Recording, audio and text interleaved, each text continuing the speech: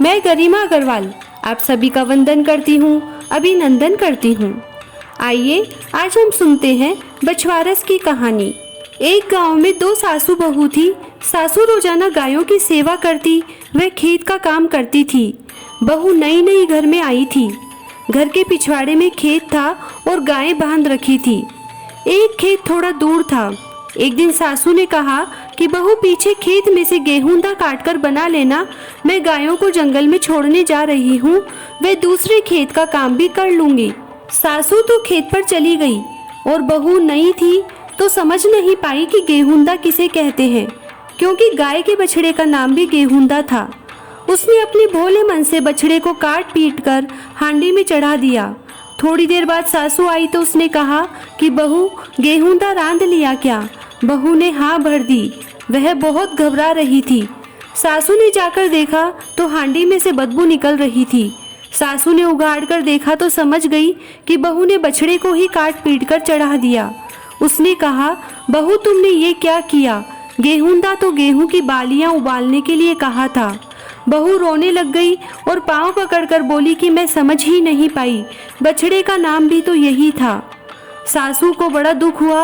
उसने कहा कि अब शाम को गाय को क्या जवाब दूंगी। उसने हांडी को मिट्टी में दबा दिया। दोनों सासू बहू गाय माता से प्रार्थना करने लगी कि हमारे से गलती हो गई है, हे भगवान हमें माफ़ कर देना, हमारी लाज रख लेना। हे कृष्ण भगवान, हमारे से बहुत बड़ी गलती हो गई। भगवान ने दोनों की प्रार्थना सुनी। शाम को गाय वन से चरती हुई रंभाती हुई आई। गाय के रंभाने की आवाज़ से दोनों घबरा गई। उधर बछड़ा दौड़ता हुआ आकर गाय का दूध पीने लगा। गले में हांडी का किनारा लगा हुआ था।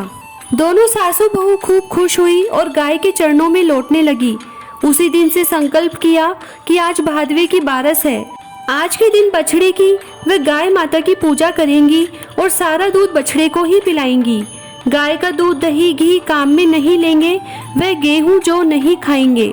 सभी पूजन सामग्री से गाय की पूजा करेंगे। आज के दिन गाय को वन में नहीं भेजेंगे और कोई भी वस्तु खाने पीने की काट पीट कर नहीं बनाएंगे। हे गाय माता, उन दोनों सासू बहू की लाज रखी, वैसे हमारी सबकी भी रखना। कहता ने सुनता ने हुकारा भरता ने अपने सारे परिवार की रक्षा करना। बिंदाईक जी की कहानी। एक छोटी सी लड़की थी। वह घर के बाहर चबूतरे पर बैठी थी और झूठे ही भाई को खिला रही थी और झूठे से ही बिलोवना बिलो रही थी।